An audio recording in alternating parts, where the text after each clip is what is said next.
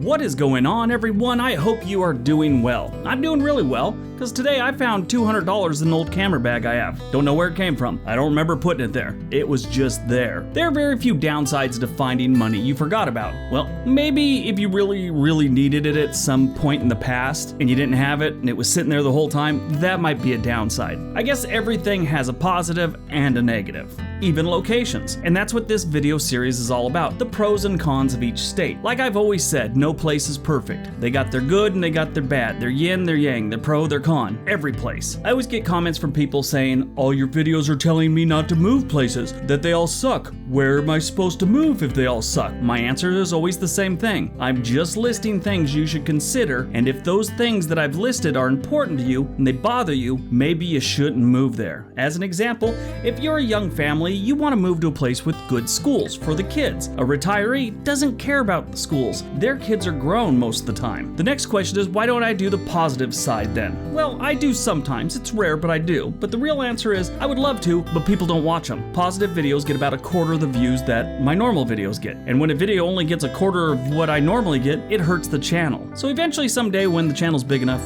I'll do more of them. So about this video series, I was sitting outside in the rain the other day drinking coffee and watching hippies dance in the rain like a bunch of idiots, because that's what we do here in Portland, Oregon, thinking of a way I could try and make everyone happy. And then it hit me, why not do a video listing the pros and cons of each state in one video? When I explained it to the hippies, they liked it. Maybe you will too.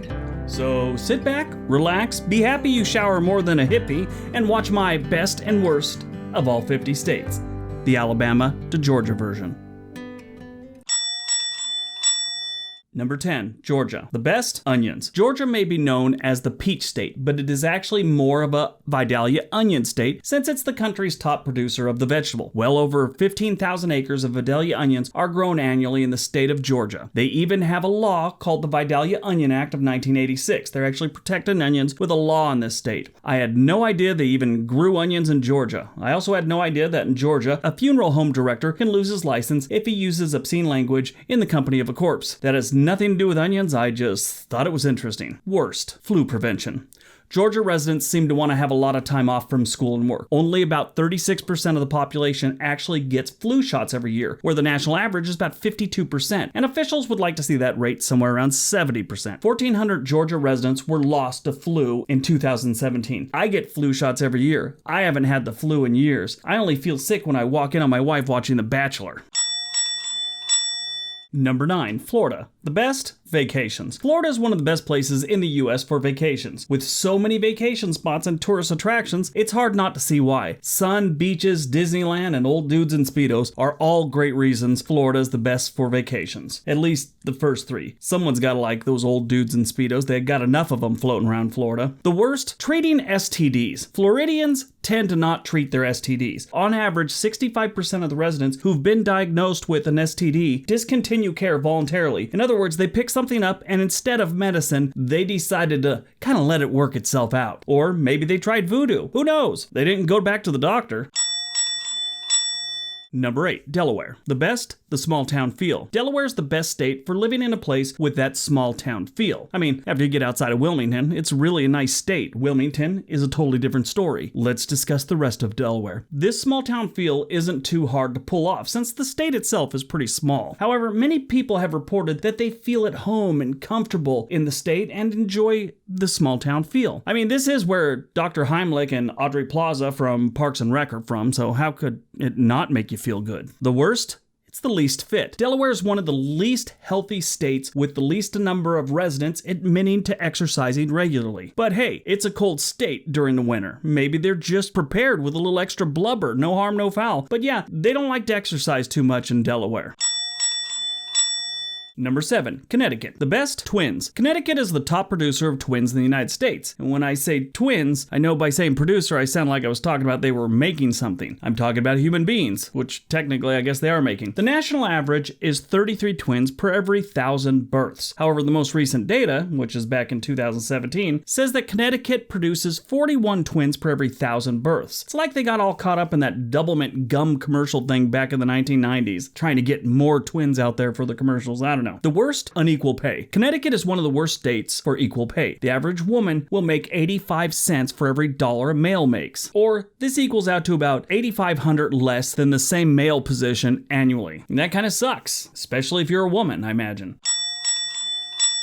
Number 6, Colorado. The best, fitness. Colorado has some of the most active residents, with over 60% of the residents admitting they exercise on the regular. These people like to be outdoors and exercising. It's not just going to the gym. They rock climb, they ski, they snowboard, they hike, they drink beer. Now, I know, drinking beer isn't usually considered an exercise, outside of Milwaukee. But here, they go all in with it. And the worst, drug overdose rate. When it comes to the death rate to drug overdose, Colorado has it the worst. Now, other states had more, but Colorado had the highest per capita in 2018, and there were nearly 600 opioid-related deaths in 2017. That's a rate of about 10 per every 100,000 residents. Not good.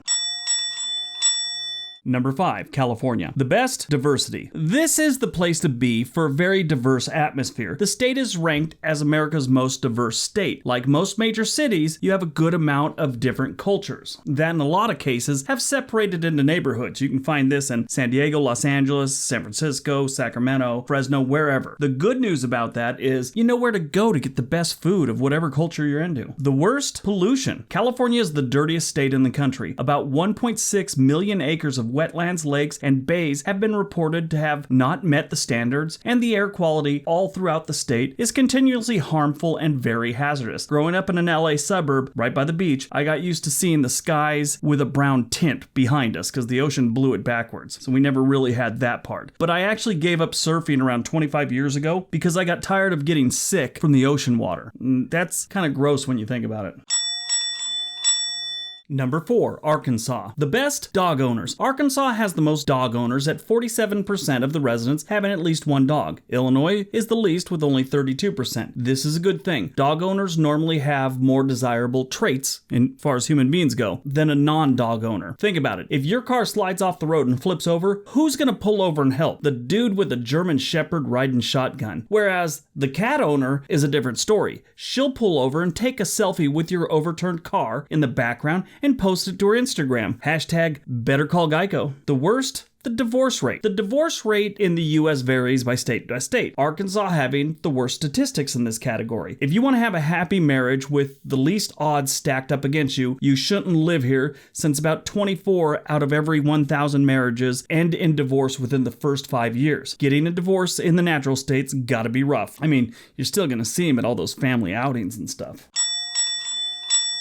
Number 3, Arizona. The best, the sun. Arizona is the state to go to for some sunshine. Yuma, Arizona is the absolute sunniest place in the country, getting an average of 90% sunshine during the daytime hours, or roughly 4,300 hours of sunshine a year. Make sure you lather up with all that body sunscreen. Just cover the whole body if you decide to visit. The worst, teachers. Arizona has some of the worst teacher turnover rates in the country. The teachers okay, they just seem to leave. About 42% of the public teachers will quit teaching within 3 years, and it gets worse for charter schools in Arizona, with 52% of them quitting within the first 3 to 4 years. About a third of Arizona's teachers have been teaching for less than 4 years. It probably has to do with all those sunburns they get from monitoring the kids at recess. I wonder if a workman's comp or an injury lawyer would take a case like that. You go on disability for a really bad sunburn, get like 9 weeks off, paid.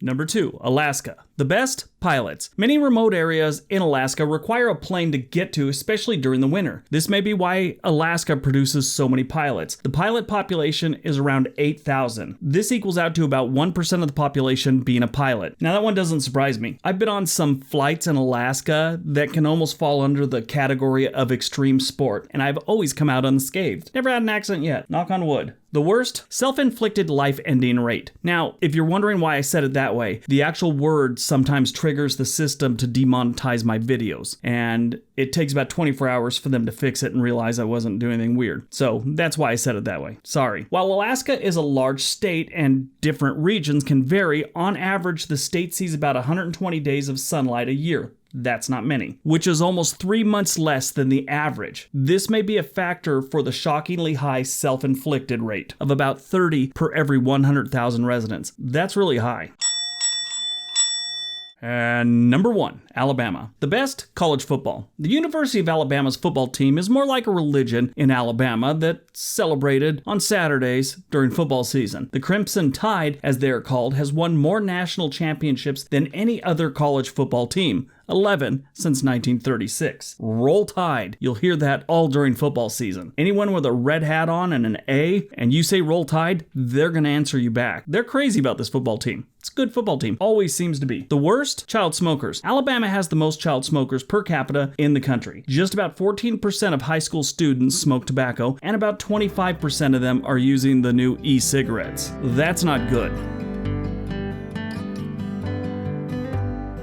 Alright, so that is the best and worst of the first 10 of the 50 states, Alabama to Georgia. Hope you guys enjoyed it. Hope you got some information out of it. Don't forget all the links below. Give me a big thumbs up. Tell me what you think about this series.